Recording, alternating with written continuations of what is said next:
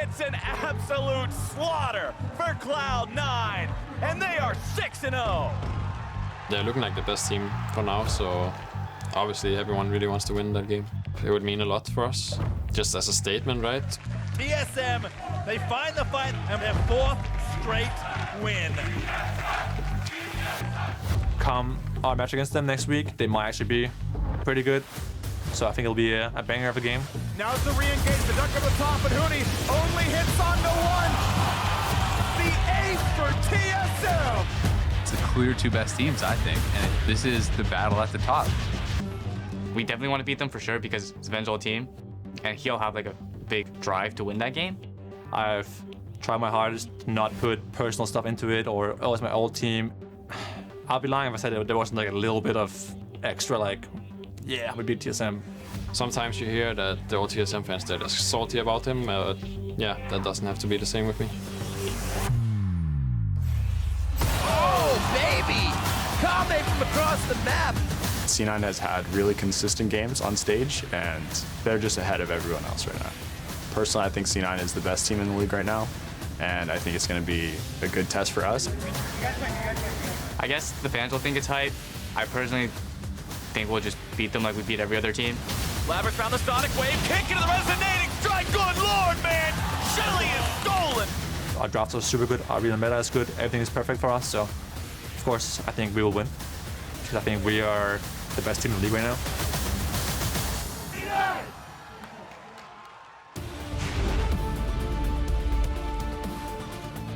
Thank you for joining us for our next matchup. It's about as old as the LCS itself, Cloud9 versus TSM. And if the top 2 teams clashing weren't hype enough, how fitting is it that Zven is going up against his former teammates in Broken Blade and Bjergsen, looking to maintain that undefeated streak? Yeah, we saw one grudge match go heavily in favor of the player on the new team. Yeah. We'll see what happens again, because Zven is dominating the league right now, and I'm sure he wants to add just one more notch.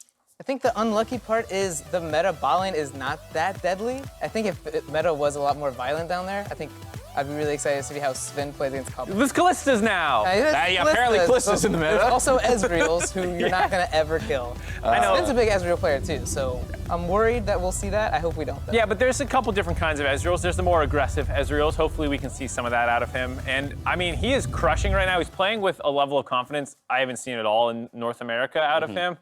With TSM, it always felt like they wanted to be a really good team, and everyone was kind of sacrificing to be that, whereas C9 unlocks everyone to kind of be who they're supposed to be. And so now, yeah, he's still mostly not the focus of early game action, but he's always there picking up a ton of kills and assists over the course of the game. Yeah, I mean, I think C9, weirdly enough, right, they usually have, or most teams usually have like one style, like they're playing through mid, top, blah, blah, blah.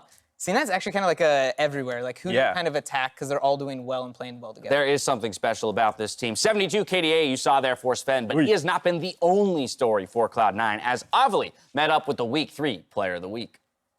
Thanks, guys. I have this week's MasterCard Player of the Week, Cloud9 jungler, undefeated jungler, excuse me, Blaber. Blaber, as always, you have a trophy, and I know we've made you wait, but you could go ahead and open it now. Dun, dun, dun, dun, dun, dun, dun, dun, dun. Let's see. Oh my god. What a great pose that looks exactly like Zven's. Okay, are you just copying everyone's pose? Is everyone doing the same pose now? Yeah, I think I wasn't paying attention when they told me it was for the MasterCard Player of the Week.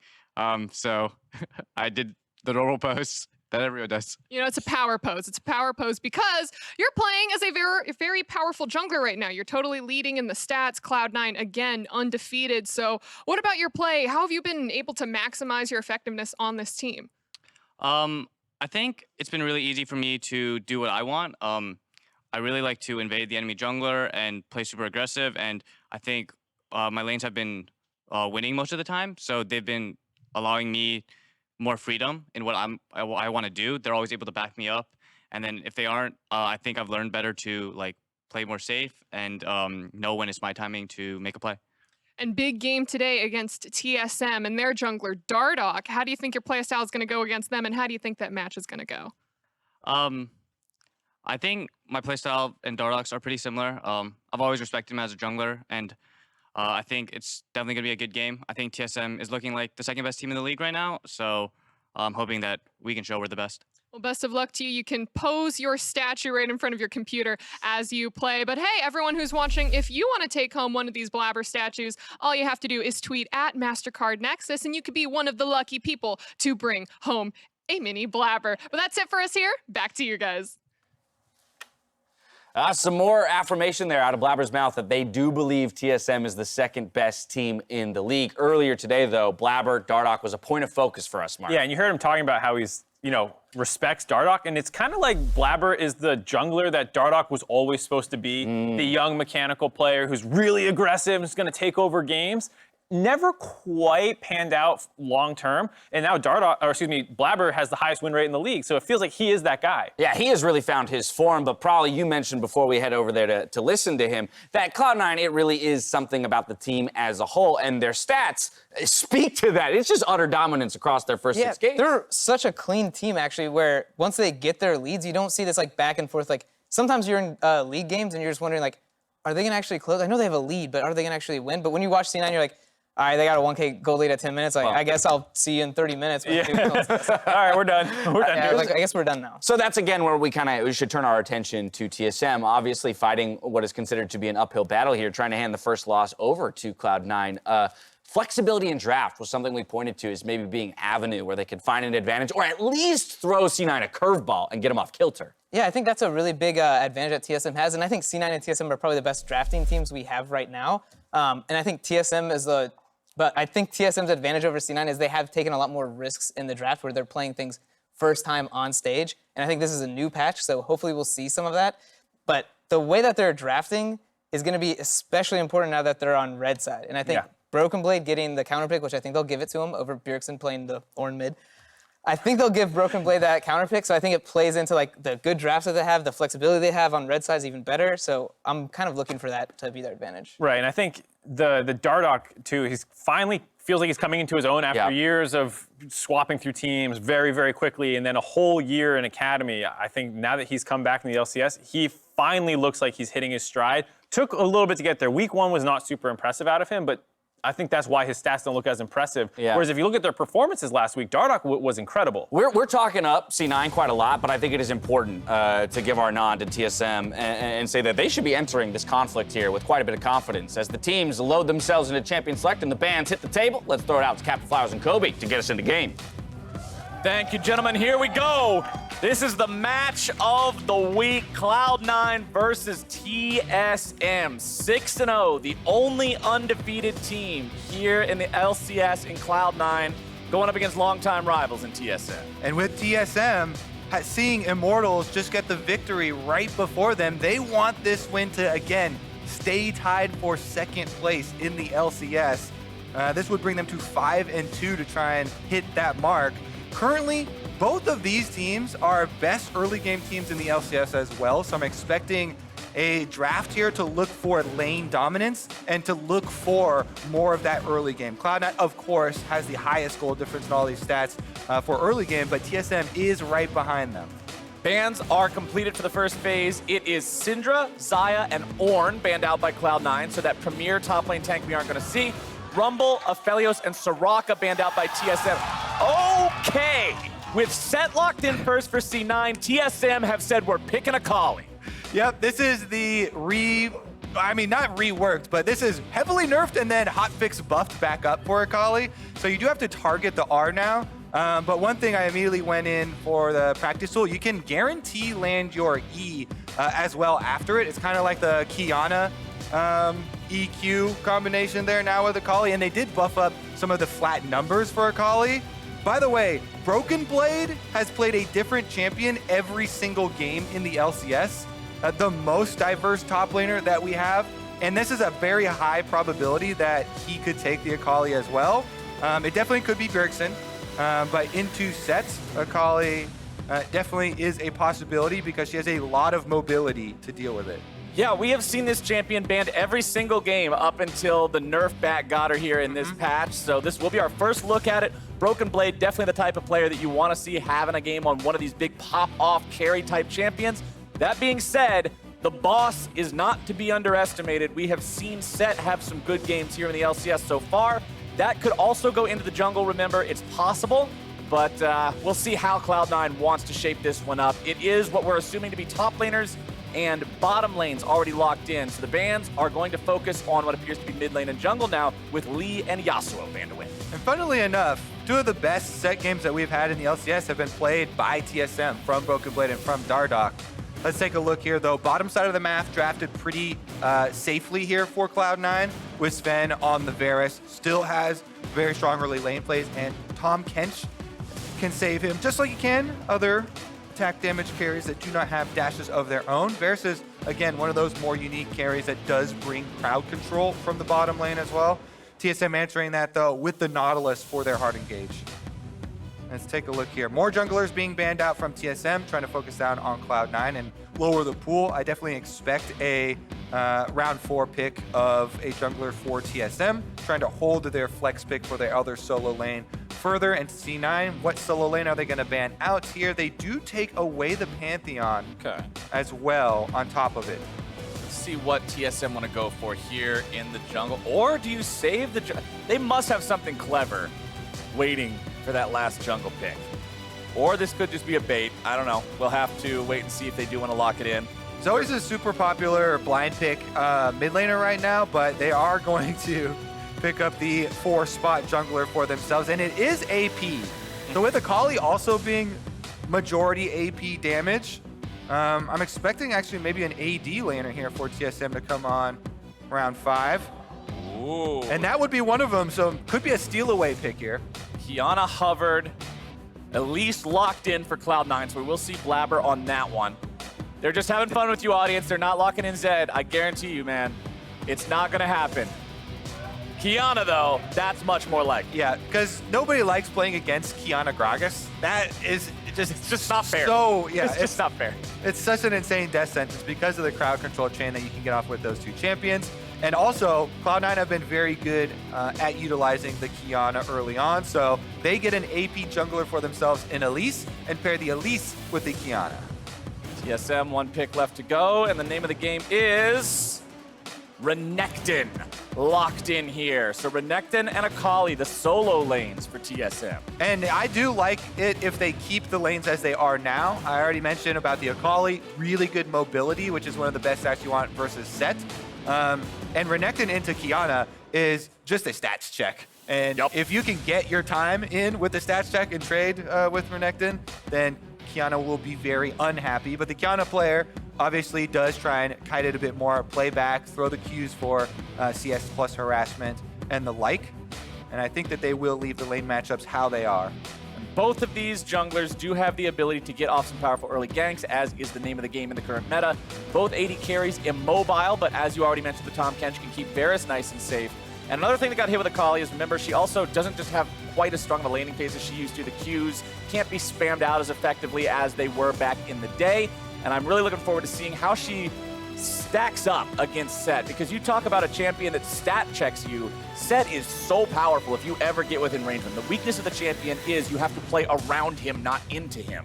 And I want to see how well Broken Blade and TSM are able to do that. And this is going to also be Broken Blade's 7th champion in 7 games, so he keeps the streak going, trying to show off the flexibility of TSM. And this is also Bjergsen's first LCS Renekton game. Funny because this guy's been playing in the LCS for so very long. You know he's got so much experience on so many different champions, but the Croc hasn't been one of them. That's a lot of words. Those are pretty small, but we got some fans from, one says C9, one says TSM. I know they're on opposite sides, but they're sitting right next to each other. These are the kinds of games that divide friends and fans. All right, let's get into it, because I'm excited to see as well. Broken Blade not scared to pick up the Akali after those big nerfs. Definitely going to be a big talking point. Fans are ready for this one, actually. They're all over it. The crowd is rowdy, and I am about it. Everyone is ready for C9 versus TSM. And as we're waiting for minions to spawn, we got Ovly standing by with a sideline report with Reaper. Take it away. Thanks, guys. I've got Reaper. There we go. Now we have the Cloud9 chance behind us. Reaper, you're coming into this big match for Cloud9 against TSM. A lot of people here are cheering on TSM, thinking that they are going to hand you your first loss. What do you have to say to that? Not gonna happen. Not gonna happen? That's not gonna happen today. What about the Akali pick, though? We haven't seen her. She's been like almost 100% pick ban since today, or until today. Oh, yeah, actually, there are some interesting draft, like Akali top and Renekton mid. So I'm not too sure. I don't see her like often in the scrims. So yeah, we'll see. All right, well, Coach, thank you very much. Best of luck to you. Back to the casters. Not gonna happen today, he says. And once again, looking at the Akali changes, everyone was super put off by all the nerfs. And I think that they didn't quite pay attention to much of the follow-up buffs, which are just flat damage, but it did open up this one combo where you can R1 as a target ability with the increased range, and immediately shuriken flip afterwards to guarantee that hit. So the flat damage bonuses to those two abilities definitely can still be used as a sort of different, little bit different point of power for the champion. But again, yeah, Akali a lot less safe basically because you can't use the R as just an escape. It has to be targeted ability here. Blaber did head on over for the invade after red as well. If we keep track of the jungle pass here, he's trying to split the map a little bit. Red straight to enemy blue, and you can see a ward had been placed down by C9. So they can see that Dardoch is taking these Krugs as well. Dardoch is not mirroring the path shown here by Blaber. C9 is aware of that, but C9 also has to deal with the fact that Broken Blade is stuck underneath his turret. Licorice does have priority here on the top side. Yeah, Sett is very good at getting early priority because especially even just level 1, Sett having the passive, which basically gives you double autos. He can run at people, get really good trades, and Licorice using that effectively to rush to the level 2, then shove the wave in to kind of cut off those counter options for the jungle you're talking about. Now mid lane, lockdown. Oh. Bjergsen running away from Nisqy, who's looking to put the lockdown onto him. Bjergsen has the flash available. Blaber's coming up here to try to assist with this one. Nisqy continuing to chase. Did not have access to further CC to lock him down as the river was all the way back behind him, but he still gets a flash out of TSM's mid lane. And this has been the Cloud9 motto for this season. Ooh, another good trade here for Licorice. Pulls in Broken Blade for the Haymaker. But it has been aggression early for this team. That's what earned them this 2.2K average gold lead at 15 minutes throughout the league. And they've used that to run over everyone. So Nisqy chasing Bjergsen out of lane and getting both summoners. Blaber also finding Dardoch here. Blaber saying, I don't care about the crab, I'm here to farm you. Going after Dardoch, goes into the rappel to try to keep himself alive, drops down away from the barrel, but now he could potentially be in trouble. Bjergsen's gonna be taken very low. Dardoch now is going to end up providing the kill for his mid laner, and TSM have won themselves a fight. Nisqy still has no flash. He's taken down, and TSM get 2 for Bjergsen. Blaber may be a little bit too accustomed to winning those early skirmishes. Calls over Nisqy for the long chase in what starts out as a 2v1. And we talked about Renekton wants straight up stats checks where he just gets to fight you early on. So TSM very happy to actually take it. Dardoch runs off the scuttle. Critically, he heals off of smiting and getting the scuttle. So Blaber, after the repel, it actually took a bit longer. Nisqy then forced a flash to follow up, and he can't actually finish it. Blaber using his own flash to try and go for it. And once he's down, there's a half rage Renekton chasing down Nisqy, so he's left looking at Blaber saying, what did you just cause me? Bit of a trouble there for Cloud9. I'm actually really excited to see what does happen now, because this is such a different story from all of the early games that we have had for Cloud9. And it looked like it was going to be more of the same when they chased off Bjergsen and got his flash, but with the failure of that 2v2 skirmish being a bit too over-aggressive by Blaber in the damage exchanged early and using his cooldowns a lot very early there with the repel and putting it into a bad spot for Nisqy. Now it completely shifts, and we'll see what TSM can actually do with it. Good sign for TSM if you're the first team that can put Cloud9 in a position that makes us, as spectators, as fans, ask, what do they even look like from this position? So I wholeheartedly agree with you there. Bjergsen still with double buffs here on the Renekton means that stat check cannot be passed, at least until those dissipate. Licorice continuing just a brawl with Broken Blade up here.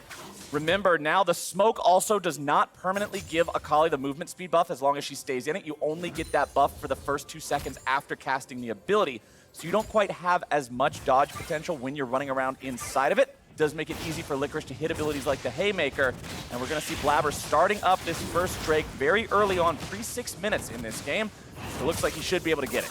Broken Blade going in here. Top side, he's got the ulti, and he forces the flash away from Licorice, taking good advantage of that level 6 versus level 5 power difference. And again, the hotfix buffs here made Akali more offensive, right? Because of the way that they changed the ultimate. Targeted rather than ground targeted and getting the extra range. So he respects the extra damage output there. Plastic traded in the process. You can see, as far as the experience goes, Nisqy feeling the hit a little bit from the early 2v2, and Licorice a bit on the back foot because Broken Blade did push it in, but not the biggest difference there. The big outstanding one is going to be keep your eye on Blaber, who is at the bottom now with Elise. Nisqy's happy to just stay back, maybe give up a little bit of farm, keep himself safe from this Renekton until he gets that ulti ready to go. And remember, Qiyana is so effective at roaming around the map, setting plays up with the rest of her team. We'll see if Bjergsen can shut that down or if Nisqy will be able to group up with the rest of Cloud9 and work together to get things running after this less than optimal early game. TSM still sitting on a 1,000 gold lead. Cloud9 with that first dragon in their pocket. See who decides to go for the next big move. It was C9 that, again, made that call for the fight that TSM won, which has been uncharacteristic. That's kind of iconic of the old Blaber. The Blaber that felt more coin flippy. Is he going to have a crazy good aggressive game, or is he going to end up running it down the jungle? These were the criticisms of him when he first started as a player. He seemed to really be growing out of that and just becoming a coin that always landed on heads so far for these first 3 weeks. But now that it finally came up tails, I really want to pay attention to him and his momentum throughout the rest of this early game. And I still take that coin. I like that coin. All right, you're still a fan. If that is getting that many successful early skirmishes, and this is the price that you have to pay, a little bit of a miscalculation in the early game. Still definitely possibilities for them to work with. Double buff picked up here for Dardoch, though, and he's ready with the ultimate as well. No level 6 for Nautilus, though. So until Biofrost actually has the setup, it's going to be very difficult. That's a Tahm Kench next to your Varus, so keeping Zven very safe. You know, they must protect that KDA, Captain Flowers. Yup. Even though he did die one time last week. No Still more available. Now we're going in. Now it's Dardoch into the bottom side. Flash away coming out from Vulcan, but the explosive cast goes out. MF ulti goes through. Vulcan is still alive, ladies and gentlemen. He manages to stay out of the way of the damage threats, and TSM will not find their Nisqy roam. Nisqy's made his way down to the bottom side, looking to grab the kill. Kobbe barely walking himself away. That's one kill going over to Cloud9, nearly able to make it 2. Dardoch should be able to clean this up before Nisqy gets to him. Oh, is this really going to be the outplay? Not quite. Nisqy so close to getting a couple there. Does get one for himself. More so, though, the bottom lane for Cloud9, fighting off the 2v3 gank there, making their presence felt, and then Zven teleports back out to this Rift Herald.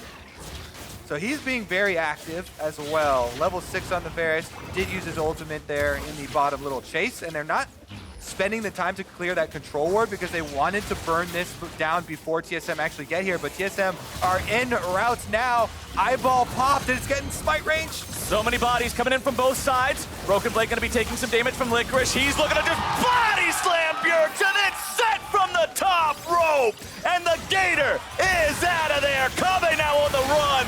Cloud9, they trade one away for it, but they got 2. Blaber's out of the picture, so the objective is a bit more risky. Yeah. Dardoch still hanging around. Yeah, Blaber there, that's one member in a big pack of C9 members, and he actually goes down a little bit over chasing, not quite looking at his own life there.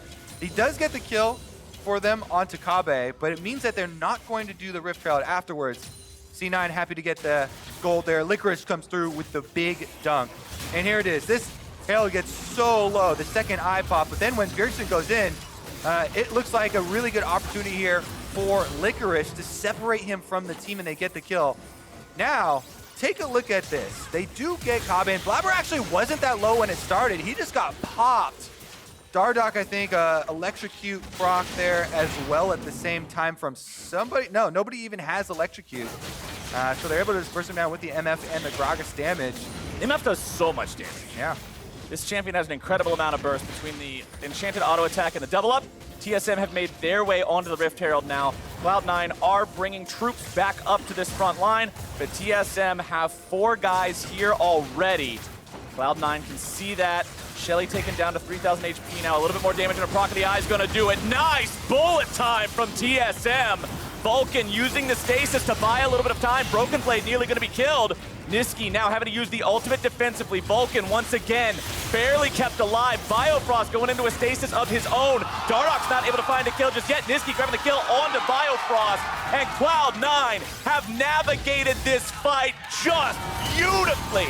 Bjergsen stands alone, 1v5. How do they keep getting away with it? Cloud9 just take everything. And in my eyes, that whole fight, Flowers, were on the mini-map because they were doing that 4v5 with Licorice continuing to split push. In the end, because Cloud9 actually pulled off so effectively, let's take another look at it because as you can see on the bottom of your screen, this is 4v5. That's why it's not a full commitment here. And they just kind of poke down Broken Blade. They force him out. They don't actually over-chase. It is TSM that then chase a bit too far here. After Broken Blade gets pulled out, they don't have the extra damage to finish off the kill onto Vulcan. And instead, with Nisqy hopping over the wall, C9 pick them apart. And then they decide, all right, Licorice, teleport in. We're going to clean up another one here. And since Licorice is there, he can ult them away from Blaber, so Bjergsen can't even get the counter kill onto Blaber. And they do save his life on top of it. And we're back out onto an Infernal Dragon here on the Rift. Broken Blade does have teleport, but TSM might want a breather. We are almost averaging 1 kill a minute in this game. TSM want to slow that down. You said it.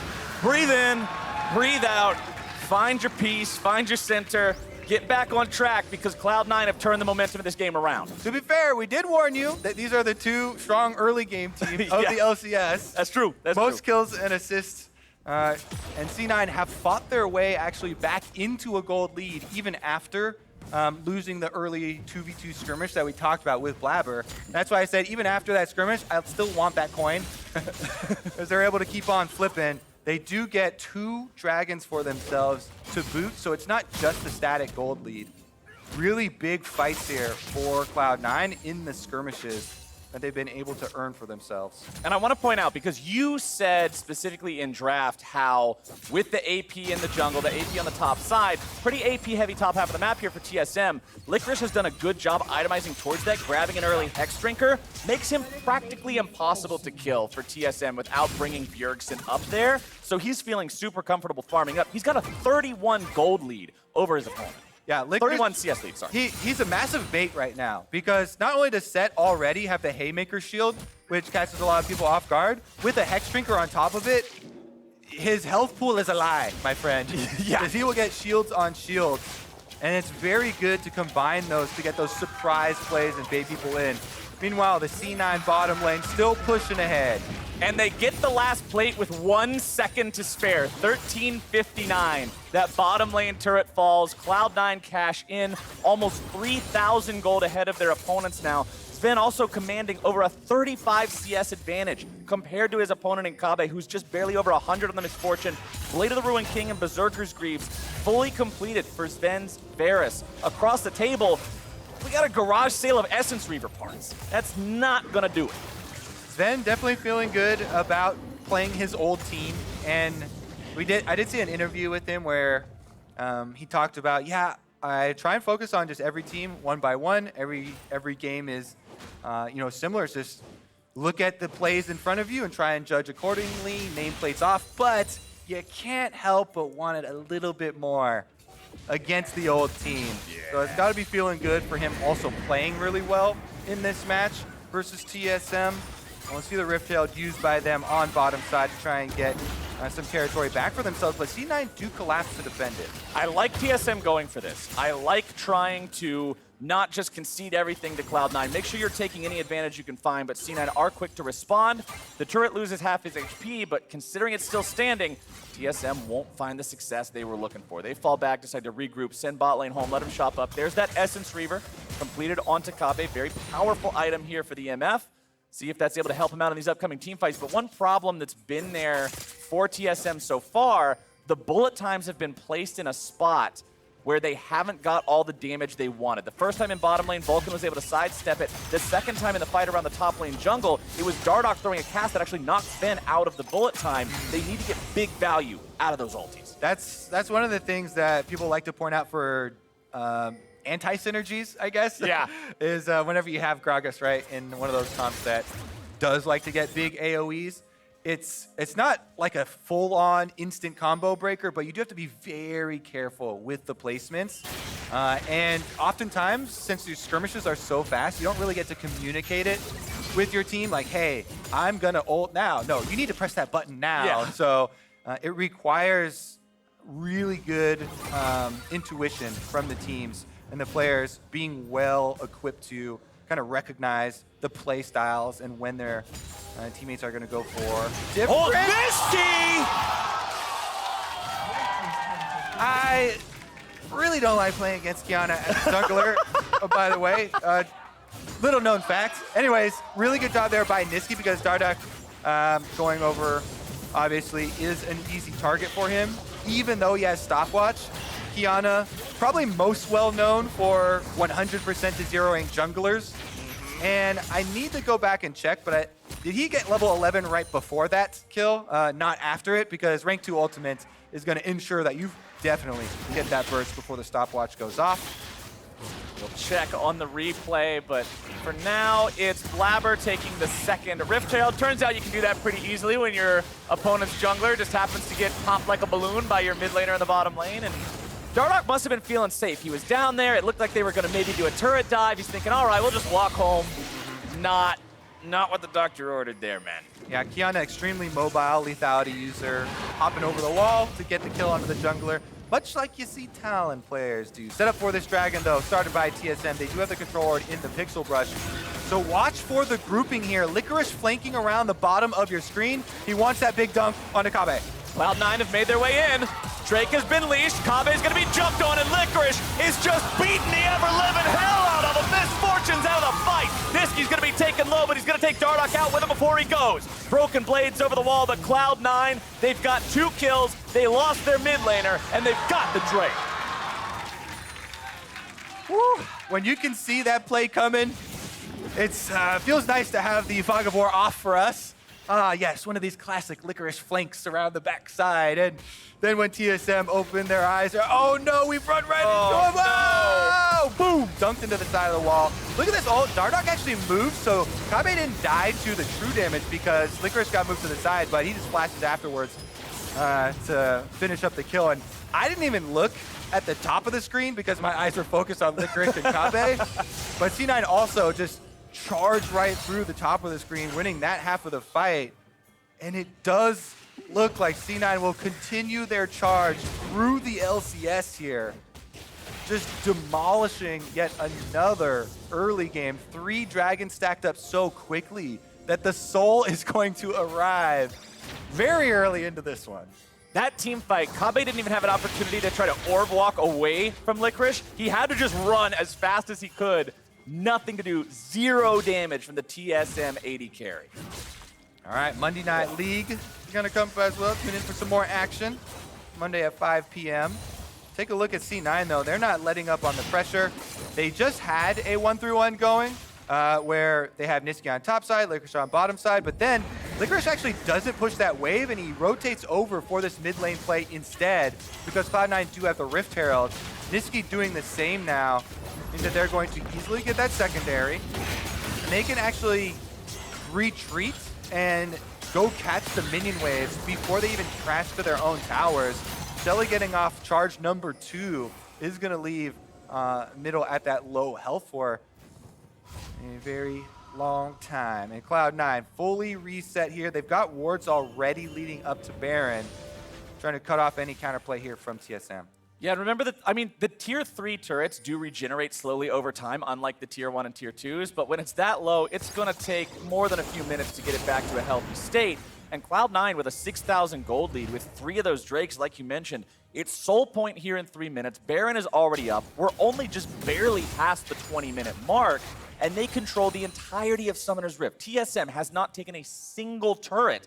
And so for Cloud9, the question now just becomes, how soon can you go for the jugular? How soon can you put the final couple nails in this one and call it a day? Because we want to see them set down the wards in the enemy jungle. Right now, I want to applaud TSM for having good vision control over their topside jungle and stopping Cloud9 from choking them out as effectively as they want to. So probably it's going to be about 2 minutes, 13 seconds. I don't know where I got that number from. That seems like a very specific prediction, my friend. A very specific one indeed. Yeah, Mountain Dragon for the Soul is about to arrive for Cloud9.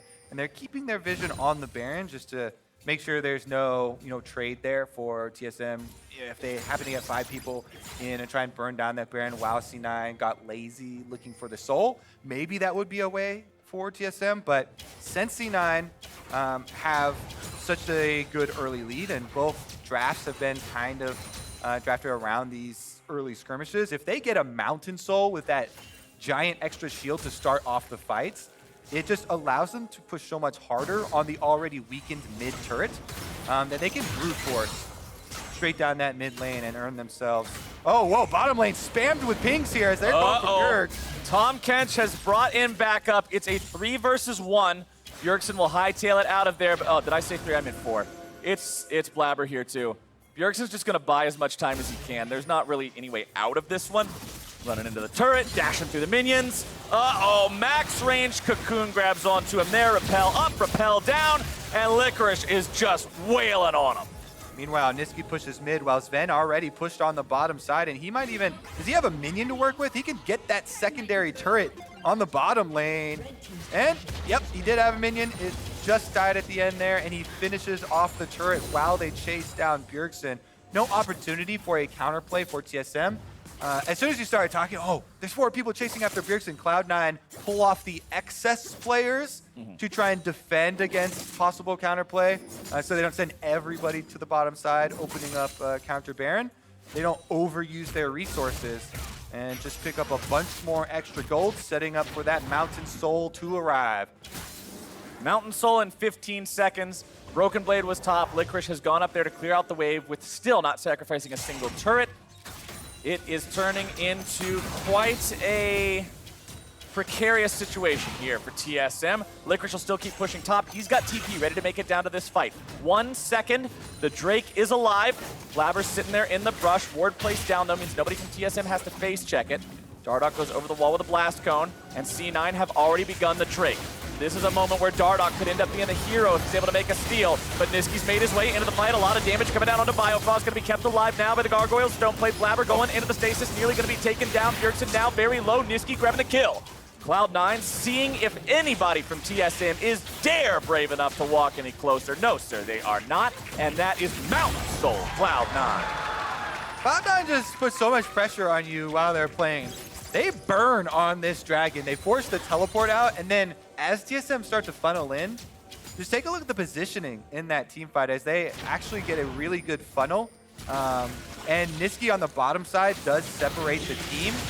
He chumps out Biofrost, forcing the flash, but even though the wraparound ultimate stuns him back up, he doesn't overchase. They turn on the section-off member of TSM to get the kill. Licorice looking for Dardoch.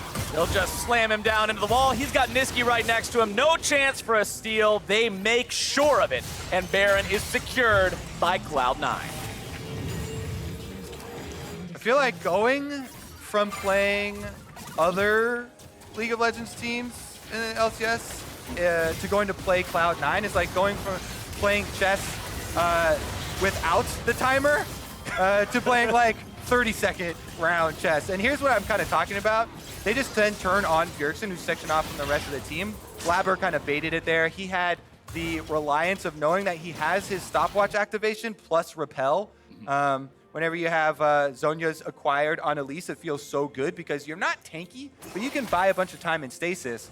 You know, just go immune with your Zhonya's, and then another few seconds with your repel, so they're easily able to finish off the lone member there of TSM when the team got split up due to the fearsome Qiyana in the river, which must be respected. And remember, TSM's not a bad team. If they win this game, are in a position to tie for Immortals. It's looking unlikely at this point in time, but this is a team that is standing at the top of the table as well. Cloud9 just looks so definitively in a league of their own after these first 3.5 weeks of play. This is definitely not a team that would lose to Shulkin.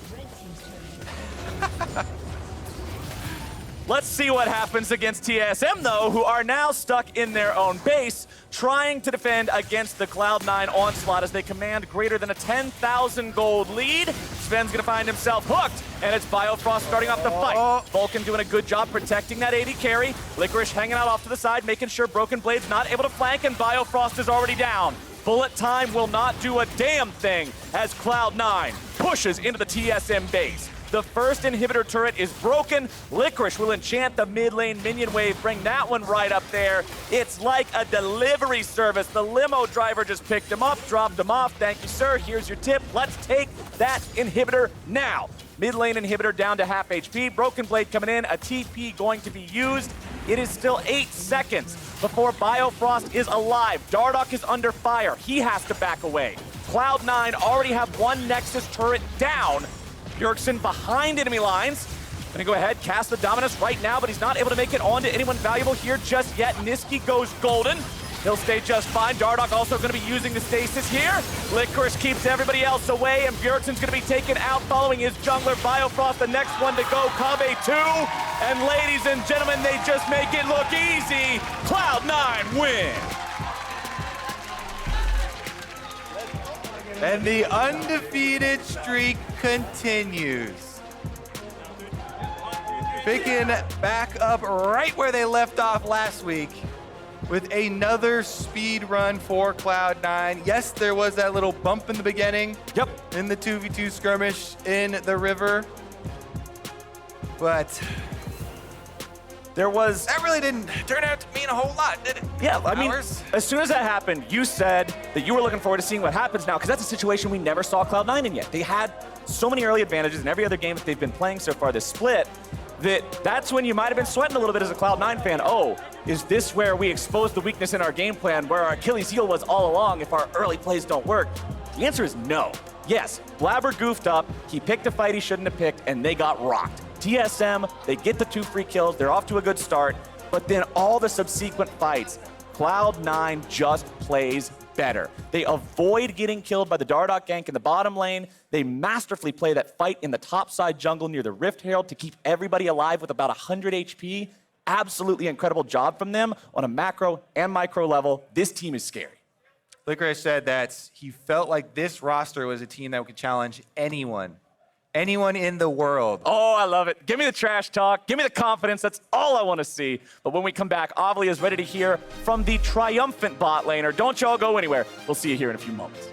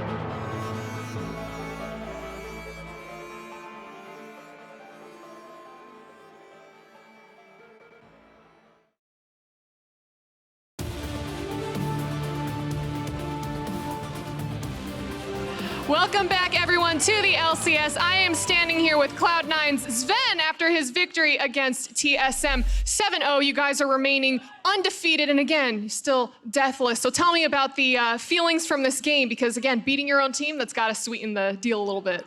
I mean, I'll be lying if I said it didn't mean a little bit more than the rest of the teams, but they're also the second best team in the league with Immortals, I guess. So this is like the last real challenge towards the first 9-0 of the first round of best of ones. So I'm really happy with today's game, and I played well, I think. So yeah. Now I want to ask you a little bit about the first half of the round robin later, but first I do want to ask, this seemed like it was the roughest start to a game that Cloud9 had, but clearly you guys bounced back from it. Do you see, because you guys are such a juggernaut and pushing through all of these other teams, do you see playing from behind as a potential issue for Cloud9 in the future? I mean, it does happen in scrims, but the end stage, I don't know what happened in the mid-jungle department. Like, I wasn't watching, I was playing my lane, and I have a good lane matchup, so I actually don't mind that there's fighting topside, because it helps me. But I just heard, I fucked up, and then they're like, we're behind, and I was like, it's fine, guys, we can still win. You know, even though we're behind mid-jungle, it doesn't really lose the game. So in scrims, we play from behind. I think we're good at playing from behind. We still look for aggressive plays and comeback plays rather than just like rolling over and letting them win. But we had strong sides on silence this game, so it doesn't really matter that we're behind mid-jungle. You could put Blaber on your back, but actually some news came out today. G2 actually just dropped a game, so they are no longer undefeated in the LEC, making Cloud9 the last undefeated team in the West. So the question is, how long is it going to stay that way? I mean, well, now my opponents are right up there for next week, but I think we will go at least 9-0, given we have, you know, CLG and EG and next week, next matches. So. But I think we'll take at least one loss this season. Like, I don't think we're like that insane. I think we're really good right now, and we have a head start because of our boot camp and our off-season effort. I think we put in a lot more effort in the off-season than everyone else did. So at some point, I'm sure teams will catch up. TL looked a little shaky today with Broxette, but at some point, they gotta come back out to their usual form. Confident words from you, Zven. I appreciate it, and congratulations again on the win. But that's it for us here. So to get into the next game, let's throw it over to the State Farm Analyst Desk.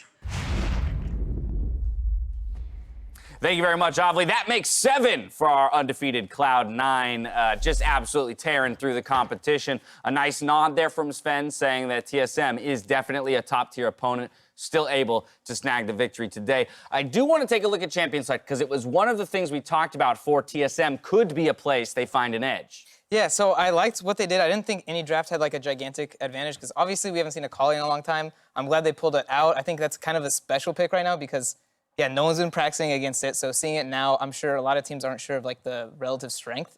So TSM playing, I think, makes it a bit scary. I know in summer 2019, they're one of the few teams that were playing Akali every game. So I like the early Akali into Sett. I don't think it played the way they thought it would in this game, though. I think it looked like it was just farming against Sett. Yeah, I'm not exactly sure. These are a lot of interesting matchups. I would assume that Akali wouldn't have too hard of a time. You probably lose a little bit, but you can mostly farm. I don't think Sett's going to be able to kill you that easily without jungle help. But the Renekton mid, I appreciate trying to make the game volatile with a melee versus melee matchup in mid lane. Both physical damage and junglers are going to go there often. That's the kind of stuff I wanted to see out of TSM, is make the early game volatile and try and run away with it. They tried. The early game was volatile, to say the least. You know, Jat posed the question during Countdown today, what happens when Cloud9 gets put behind? And put behind they did, at least in the very early portions of the game. A 2-for-0 going over to Bjergsen here. Yeah, this was a little whoopsie by Blaber. He's like chasing Dardoch for this kill and then accidentally, I think, repels on the wrong side. So Nisqy has to flash in to actually join this 2v2, which I think originally, like, C9 had the advantage in this fight, but after that, I think they kind of just lost it there. And I think the bot lane did a good job turning around, kind of saving the game. This is a really important play because in a 2v3, Zven is going to be able to turn this around by himself, force out multiple summoners from the enemy bot lane. Nisqy then roams down and gets a cleanup kill and trades his life, but that gives them the tempo advantage on this Rift Herald play, which TSM really should not have contested, but they go diving in anyways, trying to stop this from going down, and really well played by C9. You see so many members show up late, and then Nisqy shows up. If he had his ultimate here, oh, I wish. But yeah, it was a great job, though, waiting for them to funnel in and have to run back past him. All of that was really impressive stuff coming off that bot lane play where Zven multiple times was not really focused down by TSM, and he popped off this 84 KDA, count them, 16 more, and he hits that triple digits. Yeah, I don't know what to do. I think maybe TSM... Hey, you're responsible I'm just for this, saying, so figure TSM, it out. I'm pretty sure they looked at his stats, and they're like, all right, He's died once, so the chance of us killing him are pretty low. Let's just not go for him. It's Just not worth it. ignore him. The chances that he dies are too low. We're not going to fight him. So he was just like stealthed in the corner shooting people with arrows. Yeah, I mean, a super stellar performance out of him. I love that little tidbit from the interview there where he talks about, you know, that oopsie of a play happening in the top river, but kind of the immediate recognition from the whole team, like, hey, this is bad, but it's not disastrous. We can find our way back. And then you jump down to that bot lane play you talked about, Mark, where basically 2v3, they bring that game right back into playability. Yeah, when you have 3 aggressive lanes who are looking to win and capable of actually turning any fight they get into, even if one goes wrong, you got 2 more. Right. Still a 66% chance. It's math. That's math. And so again, when we talk about Cloud9, I know, you know, sometimes we hone in on a specific player, but it really is a team game. This time around, though, Nisqy picking up player of the game, popping off. He did have a couple boo-boos, but some of those plays, you know, zeroing out the enemy jungler in a 1v1, he definitely opened space on the map. Yeah, I mean, I think a lot of players, especially on like the Qiyana side, if you're playing against a Renekton who's 2-0, you're going to like kind of turtle it a bit and play protective. I'm just going to farm out this lane. If you saw, like, yeah, Nisqy actually got to that bot fight way before Bjergsen did, because Bjergsen opted to push the lane while Nisqy was like, I'm going to go try to pick up a kill. And when you're playing these assassins, like, those kills funneled in early are going to kind of break open the game. So I was really happy, like, Nisqy was still making plays, even though he's like 0-1 against like a 1K gold lead Renekton. That's like that's kind of hard to play aggressive on that side of the matchup. A very intelligent pivot for him in strategy to keep his team in it. We are going to take a break, but coming up, Jat sat down with Golden Glue to talk about his win over Team Liquid.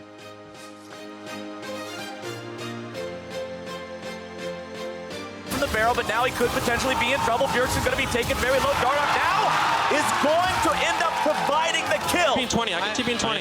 There. Oh no. This is bad, this is bad. Elise flash. Okay, we got one. We got one with my TP in 20 seconds. We got one. Okay, it's good, it's good, it's good, it's good, it's good. Flash. He's flashing on me, he's flashing on me. Nope. Careful, Blaber. Yeah. I'm trying to ult him. Yeah. Help me out. Nice. I'm okay, I'm okay. Nice. Nice. Let's keep trying, let's keep Play styles and when their teammates are going to go for different. Oh, Nisqy!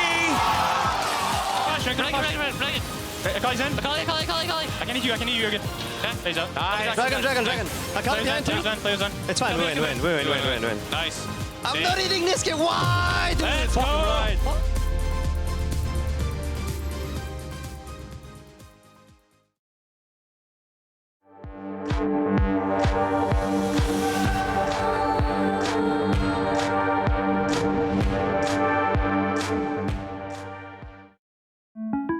Yeah, I'm married.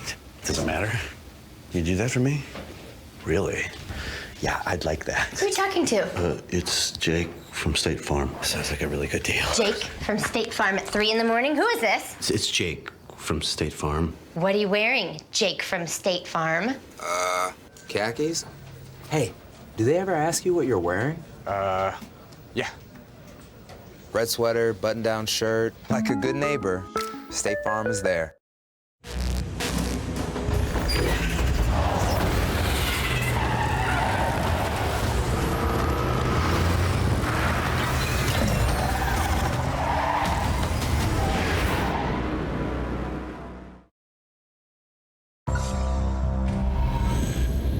Every click.